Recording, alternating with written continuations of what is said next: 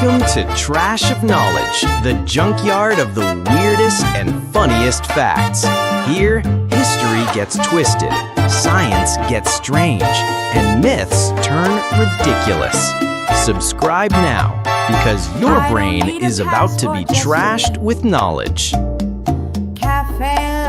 When you think of America, what pops into your head? Cowboys? Gold prospectors? Or maybe those phony Hollywood westerns? But have you ever noticed who the real star of those movies actually is? Not the cowboy, but the horse. Here's the funny part. Those horses weren't even native to America. The wild horses that once roamed the continent went extinct thousands of years ago. They only came back when Europeans shipped in a fresh batch across the ocean. So, that trusty Mustang riding beside the cowboy? Yeah, basically an immigrant sneaking in from Mexico.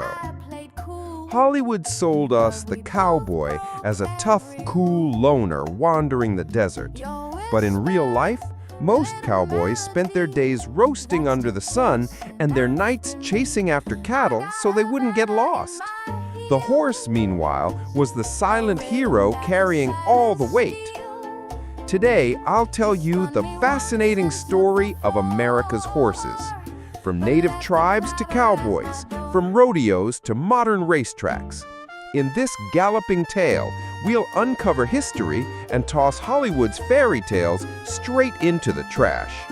So saddle up, because the garbage of knowledge travelers are about to take you to America's real hero, the horse itself. All right, let me drop a bomb on you. Thousands of years ago, there were no horses in the Americas. Yep, you heard that right. The animal we now think of as the symbol of cowboys, Native Americans, and even rodeos wasn't native at all. Back in ancient times, tens of thousands of years ago, wild horse species did roam the Americas. But during the Ice Age, just like many other large animals, they went extinct. So by the time of the pre-Columbian era, not a single horse was left. Native peoples hunted on foot, traveled on foot. Horses simply didn't exist in their world. Then came the 1500s, when Spanish explorers stepped onto the stage. They packed their ships with horses and sailed them into the so-called New World. At first, to Europeans, these animals were nothing more than transport. But when the natives saw them, they were stunned. What is this thing? Looks like a giant dog, but it carries a human. That first encounter was straight out of a sci-fi scene. And from that moment, American history was never the same again. Because these imported horses kicked off one of the biggest cultural revolutions the continent had ever seen. The natives embraced this new power, the age of the cowboy began, and the American legend was born. But don't forget what I told you at the start. America's famous horses were actually immigrants. So even the cowboy's greatest hero was an imported product. Could history get any more ironic? Now let's get to the most popular part, cowboys and those legendary Mustangs. Thanks to Hollywood, we all picture the same scene, a half-buttoned cowboy, cigarette dangling from his mouth, one hand swinging a rope while the other rears up his horse with a sunset perfectly staged in the background. Real? Of course not. Mustangs were actually descendants of Spanish horses. Some escaped from ships, broke free, and multiplied across the plains, forming wild herds. That's how the myth of the wild Mustang was born. But here's the twist.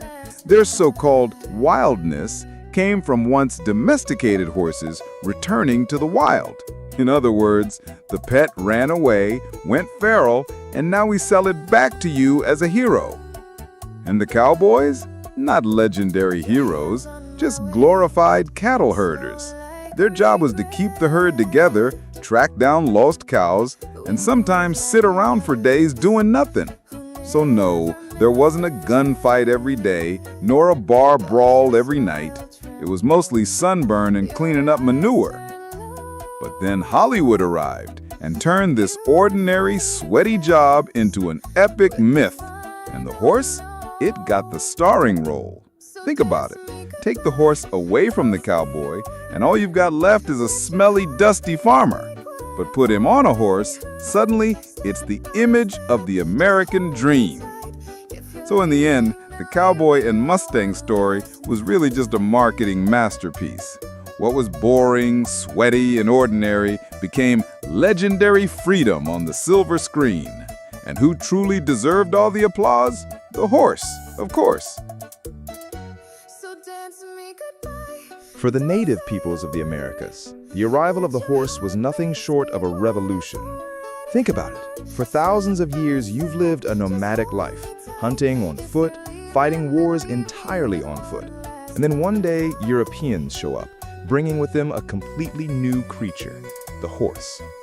At first, many tribes found the animal strange. Some even believed it was a monster, man and beast fused into one body.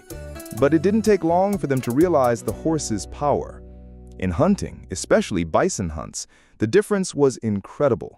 What once took days on foot could now be done in just a few hours on horseback. In warfare, the picture changed completely. Mounted tribes held a massive advantage over those still on foot. Across the Great Plains, the horse became a symbol of power and prestige. Take the Comanche, for example. They became legendary in history as the ultimate horse warriors. But there was also a cultural side to it. Horses entered native mythology, becoming spiritual companions, symbols of freedom and of being closer to the sky. Children were taught to live on horseback from an early age. The horse wasn't just part of the culture, it was the culture. So in the end, the horse wasn't merely a mode of transportation. It transformed native lifestyles, their military strength, and even their spiritual world. Of course, calling it a gift is ironic since it came only thanks to Europe's unwelcome guests. But the truth is clear. Imagining Native American history without the horse is almost impossible. So, what about today? Is the horse still part of American culture? Absolutely yes. But not as the desert racing hero from cowboy movies. The stage looks a little different now. Rodeo arenas, racetracks, and yes, even TikTok videos. Rodeo itself actually came straight from cowboy chores. The rope tricks once used to catch and tie cattle are now stadium spectacles watched by millions. Cowboy fashion got a modern makeover, but the horse is still the star of the show, especially the American quarter horse. Its agility made it the undisputed king of rodeo. Then there's horse racing, an enormous industry in the US. Take the Kentucky Derby, for example. It's considered one of the biggest sporting events of the year. So yes, horses are still big money, but they're also a nostalgic figure. Not everyone gets to play cowboy, but everyone can bet on a horse race from their couch. And of course, social media. That's right. We now live in an age where horses are TikTok and Instagram celebrities. Dancing horses, funny horses, millions of views. The cowboy's old partner has officially gone viral. So, to sum it up, in American history, the horse has gone from peasant life to cowboy life, from cowboy to rodeo, and from rodeo to the internet age. The one thing that never changed, the horse was always in the spotlight.